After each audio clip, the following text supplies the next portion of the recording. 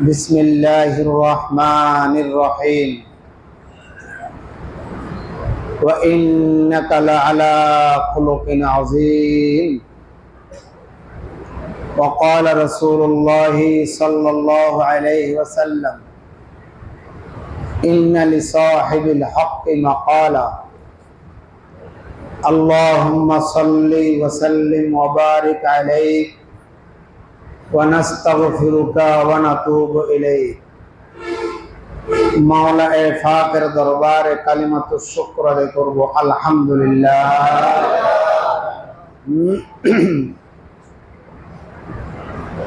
रसूलुल्लाह सल्लल्लाहु अलैहि वसल्लम मदीनार मस्जिदे बसा, दुर्भिक्ष चलतेছে। আম্মাজান আয়েশা সিদ্দিকা রাদিয়াল্লাহু তাআলা আনহা বলে, রাত্রেও না দিনেও না ঘরে আগুন জ্বলে না। আল্লাহর নবীও আমরাও আসওয়াদাই, এটা হাদিসের পরিভাষা। সারের সামনে জায়গা দাও আসওয়াদাই। আসওয়াদ মানে কালো, অর্থাৎ খেজুর আর পানির উপরে নির্ভর। আল্লাহর নবীর পেটে তিনটার উপরে পাথর। বছরকে বছর দুর্ভিক্ষ চলতেছে। এক ইহুদির নাম আব্দুল্লাহ ইবনে সানআ। বলেন তো নামটা, বলেন তো। আব্দুল্লাহ ইবনে সানআ ইহুদিদের বড় নেতা। আল্লাহর নবীকে আসি বলে, ইয়া রাসূলুল্লাহ, দুর্ভিক্ষ চলতেছে, আপনার সাহাবীরা কষ্ট করতেছে, আমার কাছে তো অনেক খেজুর পড়ে রয়েছে, আমার থেকে কিছু খেজুর ধার নিয়ে আপনি আপাতত কাজ সারেন, যখন খেজুরের মৌসুম আসবে আমাকে আবার পূরণ করে দিবেন।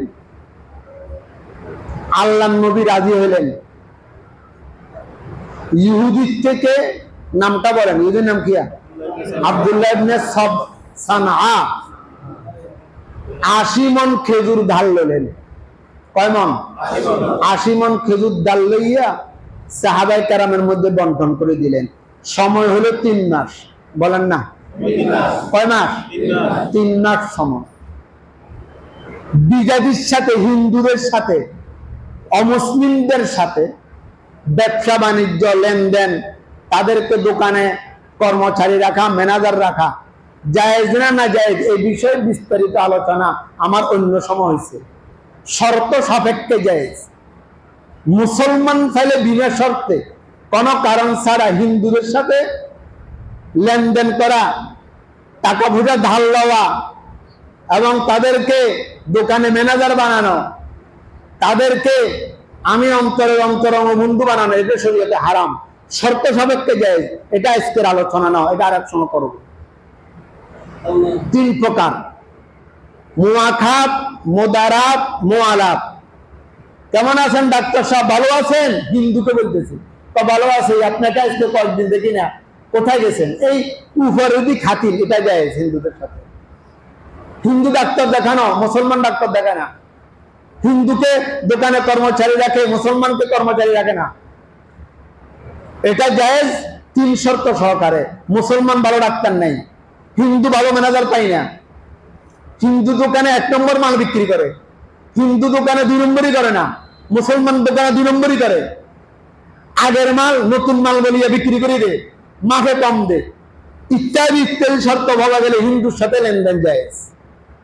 3 নম্বর মুআলাত, অন্তরের অন্তরঙ্গ বন্ধু বানানো। আমার সুখে দুঃখের কথা, অন্তরের কথা হিন্দুর সাথে শেয়ার করা, এটা সর্ব অবস্থা হারাম। যেহেতু তারা খোদার দুশমন, নবীর দুশমন, তাদের সাথে আমাদের অন্তরঙ্গের বন্ধুত্ব হতে পারে না। এটা কোরআন আয়াত, ইয়া আইয়ুহাল্লাযীনা আমানু লা তাত্তাখিযুল ইয়াহুদা ওয়ান নাসারা আউলিয়া বা'দুকুম বা'দুন লিবা'দিন। কখনো তাদেরকে অন্তরের অন্তরঙ্গ বন্ধু বানাতে পারবে না। আল্লাহ নবী ইহুদির থেকে 80 মণ খেজুর লইয়া সাহাবায়ে কেরামকে বন্টন করে দিলেন। সময় কয়দিন বলেন? 3 মাস। 15 দিন মাত্র গেছে, আরো কতদিন বাকি? কথা বাজ না বুঝলে আপনি চুপ করে থাকেন না। 3 মাসে তুমি 15 দিন গেলে কতদিন বাকি? আরো 2 মাস 15 দিন। আল্লাহ নবী যোহরের নামাজ পড়ি সাহাবায়ে কেরামকে নিয়ে আলোচনা করতেছে। এইভাবে আমার দিকে তাকান, এভাবে হাতে হাওড়াইয়া, এভাবে সবাকে সরাইয়া দাঁড়াও, তুমি দাঁড়াও, এদিকে আসো, এই আমার দিকে তাকান, এখানে দাঁড়াও। আল্লাহ নবীর এভাবে গেরিবান দিচ্ছে, এভাবে বাম হাত দিয়ে।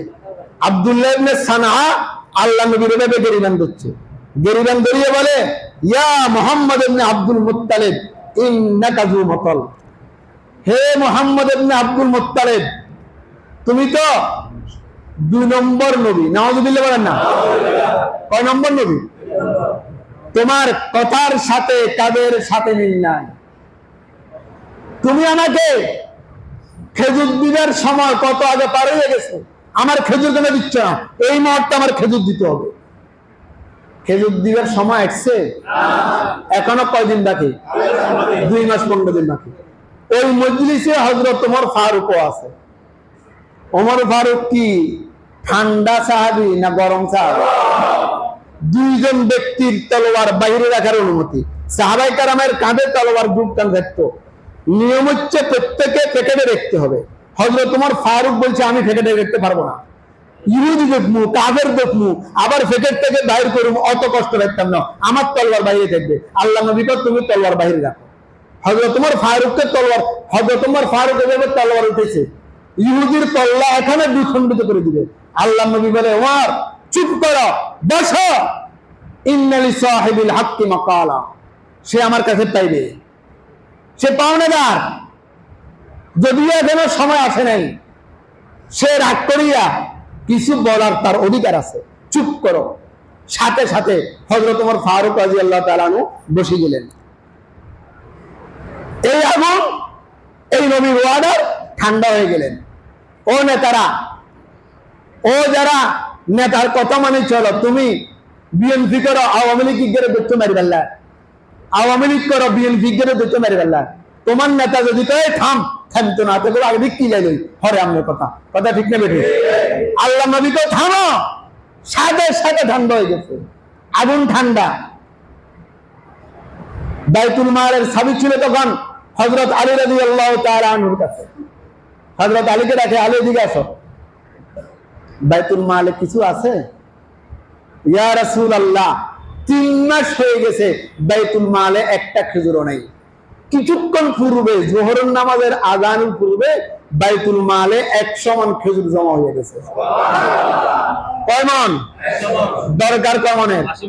80 মণের, আরো 20 মণ বেশি আছে। রাসূলুল্লাহ সাল্লাল্লাহু আলাইহি ওয়াসাল্লাম হযরত ওমরকে বলে, ওমর যাও, তাকে 80 মণ খেজুর মাফিয়া দাও, যেহেতু সে 80 মণ পাবে। তো ইহুদি আগে দিয়ে মদিনার মসজিদ থেকে বাইরে গেল। হযরত ওমর ফারুক রাদিয়াল্লাহু তাআলা আনহু পিছনে দিয়ে যেতেছে। ওমর আবার দেখলো, ডাকিয়া আস্তে আস্তে কেউ না শুনে মতে বলে যে 80 মণ তো সে পাও না, 5 মণ বেশি দিয়ে, তাহলে কমন হইলো 85 মণ। এখন বলবেন হুজুর তাহলে সুদ দিছে আল্লাহ নবী, নাউযুবিল্লাহ বলেন না? এটার মাসালা অন্য সময় আলোচনা করব। এটা সুদ নয়। 1 নম্বর কথা হয়েছে তখন সুদ ঘুষের মাসালা এখনো দুনিয়াতে নাযিল হয় না। 2 নম্বর কথা হয়েছে আমার থেকে আপনি 5,000 টাকা হারাত নিছেন, আমার মনেও নাই, আমি জানিও না, ইচ্ছাও নাই, আমি দিলে দিলে আশাও করি না। আপনি দেওয়ার টাইমে যদি আমাকে লুঙ্গি একটা দেন, আমরা দেওয়ার টাইমে যদি আমাকে গামছা একটা দেন, দেওয়ার টাইমে যদি 100 টাকা বাড়তি দেন, এটা সুদ নয়। কথা কি বুঝতে পেরেছি? আল্লাহ নবী কয় 5 মণ বাড়াই দিও। কয় মণ? হযরত ওমর ফারুক রাদিয়াল্লাহু তাআলা আনহু, হযরত আলী রাদিয়াল্লাহু তাআলা আনহু মাল গুদামের চাবি, ইহুদিকে নিয়ে মাল গুদামে গেল। 80 মণ খেজুর মাফা বড় কঠিন। যত বড় বাহাদুর হোক, তখন তো এই ফাল্লা ছিল না, ডিজিটাল ফাল্লা ছিল না, দিছে মাফা হয়ে গেছে। 80 মণ মাফা শেষ করছে।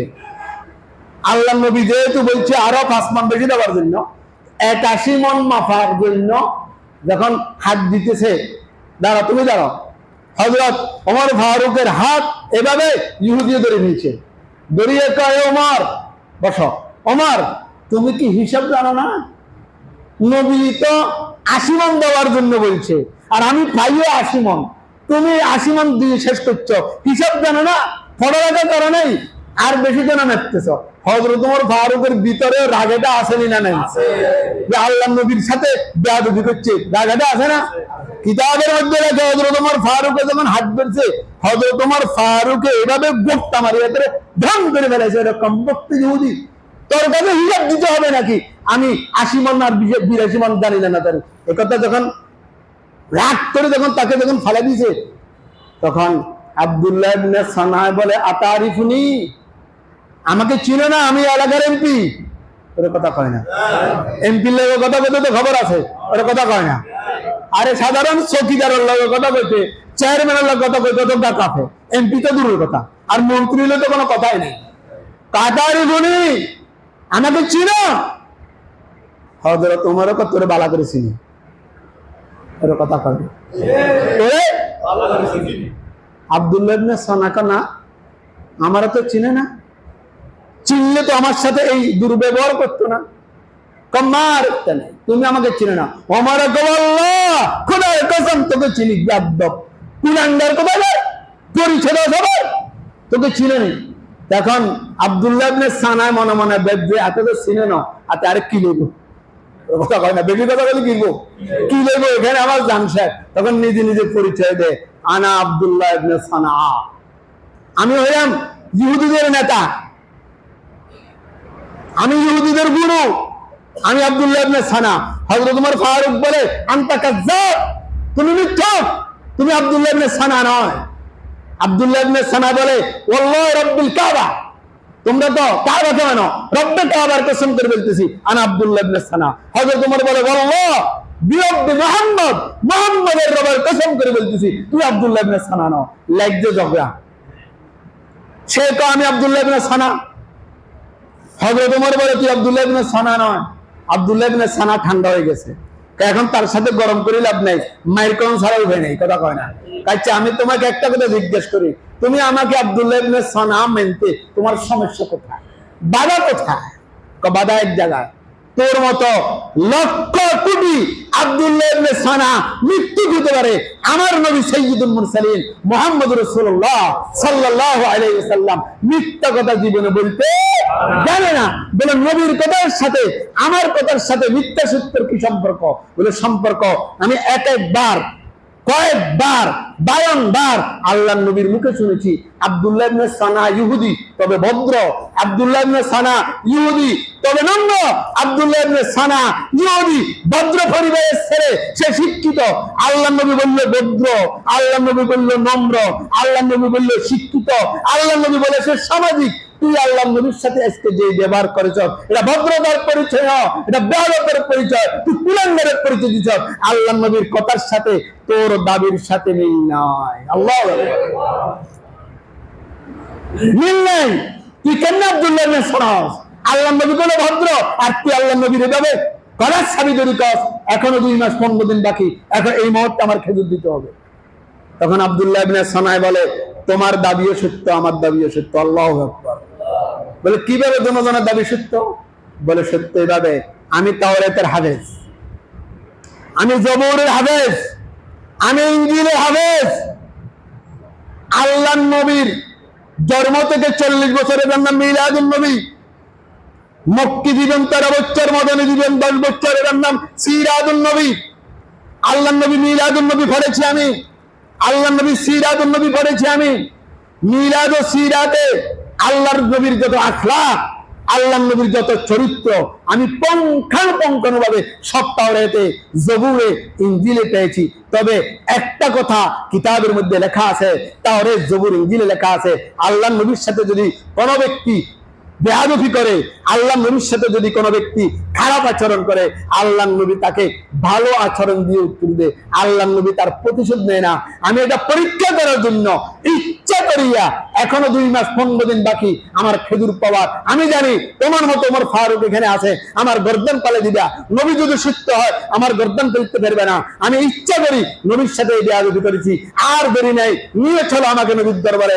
আশহাদু আল্লা ইলাহা ইল্লাল্লাহু ওয়া আশহাদু আন্না মুহাম্মাদান আবদুহু ওয়া রাসূলুহু। किसका है ये आफताब, किसका है ये इनकलाब, किसका है ये माहताब, किसका है ये इंतजाब। এটার নাম হচ্ছে মুহাম্মদুর রাসূলুল্লাহ সাল্লাল্লাহু আলাইহি ওয়াসাল্লাম। এটা হলো নামের আখলাক।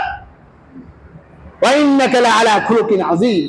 খুলুক 3 প্রকার, চরিত্র 3 প্রকার। একটা হলো খুলুকে কারীম, একটা হলো খুলুকে হাসান, একটা হচ্ছে খুলুকে আযীম। খুব খেয়াল করে শুনবেন। খুলুকে হাসান বলা হয় মায়ের পরিবর্তে মায়ের, গালির পরিবর্তে গালি। সারার ভোট, তা আমিও বলবো সারার ভোট, বাস এটা খুলুকে হাসান।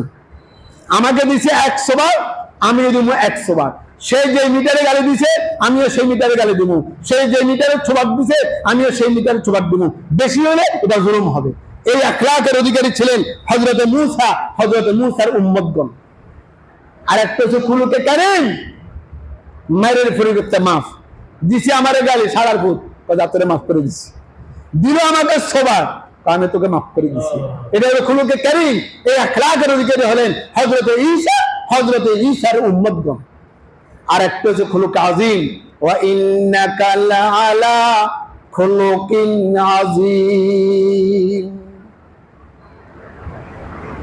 খুলুকে আযীম বলা হয় আমাকে কেউ যদি গালি দেয়, আমাকে কেউ যদি মাইর দেয়, সর্বপ্রথম হলো তাকে মাফ করে দেওয়া। সুবহানাল্লাহ। আরো জোরে বলেন না সুবহানাল্লাহ। নম্বর 2, তার কাছে মাফ চাওয়া। আপনি যে আমাকে মারছেন, হাতে ব্যথা পেয়েছেন, আপনি যে আমাকে গালি দিলেন, আপনি কি কষ্ট পেয়েছেন? নম্বর প্রথমে মাফ করে দিব। নম্বর 2 বলেন না, নম্বর 2 মাফ চামো। নম্বর 3 সুযোগ হলে তাকে হোটেলে নিয়ে একবেলা ভাত খাওয়াই দিব, অথবা আতারা দিয়ে দিব, অথবা একটা টুপিয়া দিয়ে দিব। অর্থাৎ মাফে সামু, মাফ করিয়ে দিব, উল্টা তাকে হাদিয়েও দিব। এটা হলো খুলুকে আযীম। এই চরিত্রের অধিকারী আমার নবী, আপনার নবী, বিশ্ব নবী মুহাম্মদুর রাসূলুল্লাহ সাল্লাল্লাহু আলাইহি ওয়াসাল্লাম। এই নবীর আখলাকে যারা আখলাকিত হবে, নবীর আদর্শে যারা আদর্শিত হবে, উম্মতে মুহাম্মাদীর আখলাক হবে খুলুকে আযীম। এখন সত্য কথাটা বলেন, বুকে হাত দিয়ে, এই আখলাক কি আমাদের ভিতরে আছে?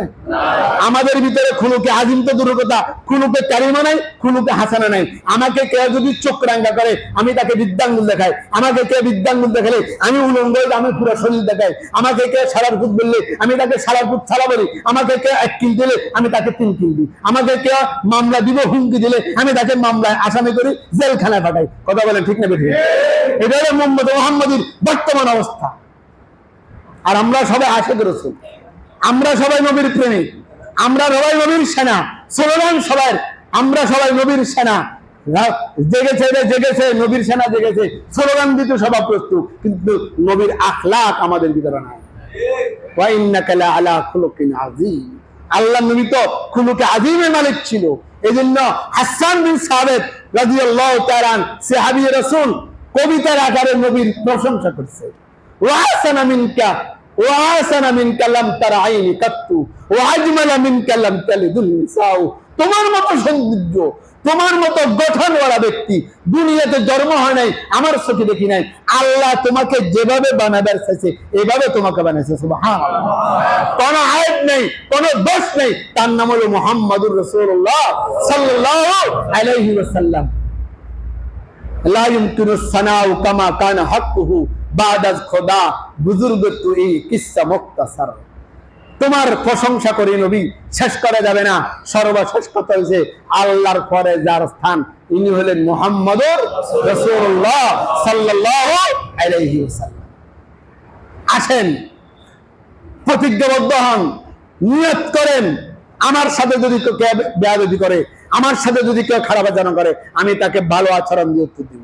আল্লাহ নবী তো আহসিন ইলা মান আসা ইলাইক, যে গালি দিছে তুমি তাকে ভালো কথা বলো, যে জুলুম করছে ওয়াফু আম্মান যালামাকা, যে জুলুম করছে তুমি তাকে মাফ করে দাও। তারপরে বলতে পারিবা আমি মুহাম্মদুর রাসূলুল্লাহ সাল্লাল্লাহু আলাইহি ওয়াসাল্লামের উম্মত। নিয়ত করতেন পারেননি? আরে নিয়ত করেন, ফলে আমল হবে। বলে হুজুর আপনি যে বসছেন মিম্বরে, আপনি কি নিয়ত করেছেন? আমি আমলও করছি আলহামদুলিল্লাহ। এই ইউসুফ কাসিমের উপরে 52 বছর বয়সে বহু নির্যাতন হয়েছি, বহু আকারে বহুভাবে আমার উপরে আক্রমণ আসছে। আল্লাহ শকর, প্রতিশোধ নিয়ে নেই, মাফ করে দিছি। ভবিষ্যতে কে করলে সবাইকে মাফ করে দিব। খুলুকে আজিমের দাবিদার শুধু মুখে না, আল্লাহ বাস্তবে খুলুকে আজিমের দাবিদার হইয়া নবীর প্রেমিক হওয়ার তৌফিক দান করুন। আল্লাহ আমাদের সবাইকে নবীর প্রেমে দাবিদার হয়ে না, শুধু দাবিকে বাস্তবে পরিণত করার তৌফিক দান করুন। যাদের